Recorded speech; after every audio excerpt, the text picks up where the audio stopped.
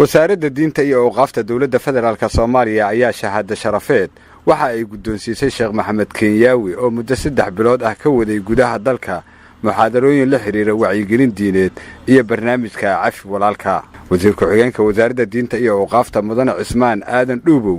ayaa waxa uu sheegay in wacyigelinta diinta iyo in qofka la xusuusiyo cabsida Alle ay tahay arrin aad u wanaagsan,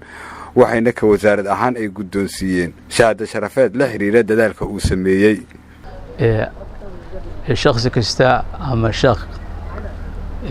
daaci ah oo dalka yimaadana waxaan aad u rajaynaynaa insha Allah tacaala inaan kaalinkan ku leenahay markastaba soo dhaweyntii la socodka dhaqaaqooda waxaan u noqon wax kasto tasiilaadna loo fudeeyo. marka maanta waxay noo tahay kulliba guul aad weyn anagoo aad iyo aad ka wasaarad ahaan rajaynayna inaan maanta guddoonsiino insha Allah shahaado sharaf waqtiga muddada uu nala joogay ka weyn aan rajaynayna insha Allah tacaala inaan shaqadeena ku kala tagin shaqadan ay ahaan doonto mid markastaba ummadda u ahayo markastana kullee noqnoqoshadeeda leh aad baan kulleeba uga mahad celinaynaa shaqada ballaaran muddada kaalinkiisa ahayd shaqeena aad noogu weyn runtii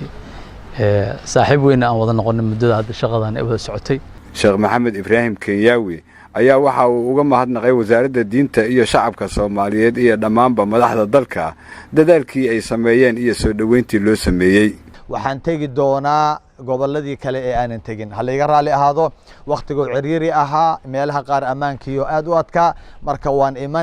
imanayaa meel walba gobol kaliya ma ahan magaalo degmo ayaan wadanka u mari doonaa insha Allah tacaala haysdheena waa idinka laabtay waa idin soo laabanaya qalbigan idin kala jira. waxaan ugu dambeyntii halkan si qurux badan oo qaali ah aan uga mahad celinayaa xukuumadda federaalka madaxda ugu sareysa mudane Maxamed Cabdullaahi Farmaajo iyo ra'iisul wasaaraha Xasan Khayre aad iyo aad baan idinkugu mahad celinayaa sidii quruxda badneed sidii wanaagsaneed kal ilaabta ahayd